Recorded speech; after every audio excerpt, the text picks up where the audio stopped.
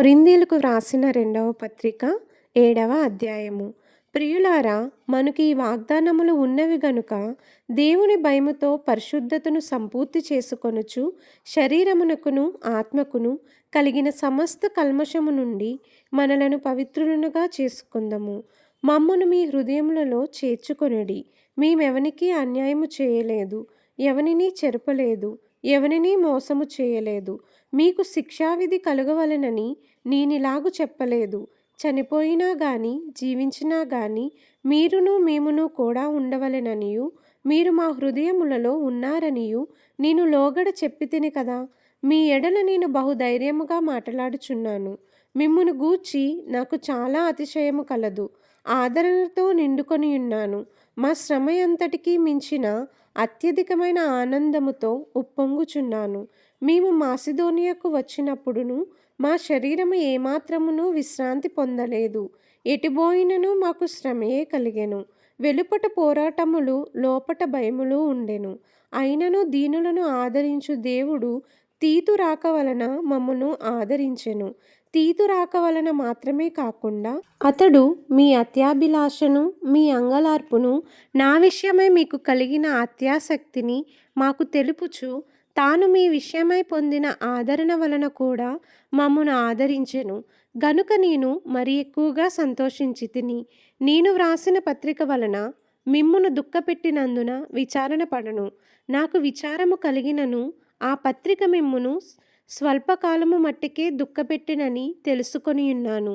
మీరు దుఃఖపడితిరని సంతోషించుటలేదు, కానీ మీరు దుఃఖపడి మారు మనసు పొందితిరని ఇప్పుడు సంతోషించుచున్నాను. ఏలయనగా ఏ విషయములోనైనను మా వలన మీరు నష్టము పొందకుండుటకై దైవచిత్తానుసారముగా దుఃఖపడితిరి. దైవచిత్తానుసారమైన దుఃఖము రక్షణార్థమైన మారు మనస్సును కలగజేయును. ఈ మారు మనస్సు దుఃఖమును పుట్టించదు, అయితే లోక సంబంధమైన దుఃఖము మరణమును కలగజేయును. మీరు దేవుని చిత్త ప్రకారము పొందిన ఈ దుఃఖము ఎట్టి జాగ్రత్తను, ఎట్టి దోష నివారణకైన ప్రతివాదమును, ఎట్టి ఆగ్రహమును, ఎట్టి భయమును, ఎట్టి అభిలాషను, ఎట్టి ఆసక్తిని, ఎట్టి ప్రతిదండనను మీలో పుట్టించెనో చూడుడి.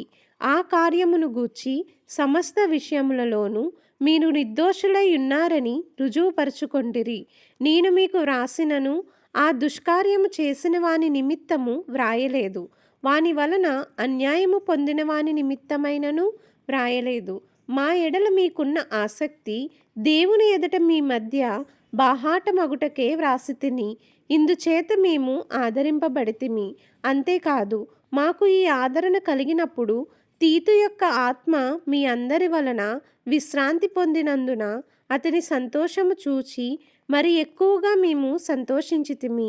ఏలయనగా నేనతని ఎదుట మీ విషయమై ఏ అతిశయపు మాటలు చెప్పినను నేను సిగ్గుపరచబడలేదు.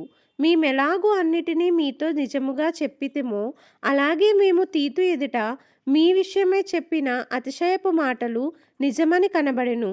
మరియు మీరు భయముతోనూ వణుకుతోనూ తన్ను చేర్చుకొంటిరని అతడు మీ అందరి విధేయతను జ్ఞాపకము చేసుకొనుచుండగా అతని అంతఃకరణము మరి ఎక్కువగా మీ ఎడల ఉన్నది. ప్రతి విషయములోనూ మీ వలన నాకు ధైర్యము కలుగుచున్నది గనుక సంతోషించుచున్నాను. దేవుడు ఈ పరిశుద్ధ లేఖనమును దీవించి ఆశీర్వదించునుగాక. ఆమెన్. వాక్యాల్లో విన్నారు కదా, వినండి, మరి కొంతమందికి వినిపించండి. యూట్యూబ్ ఛానల్ని లైక్ చేయండి, షేర్ చేయండి, అలాగే సబ్స్క్రైబ్ కూడా చేయండి. Jesus loves you all. Amen.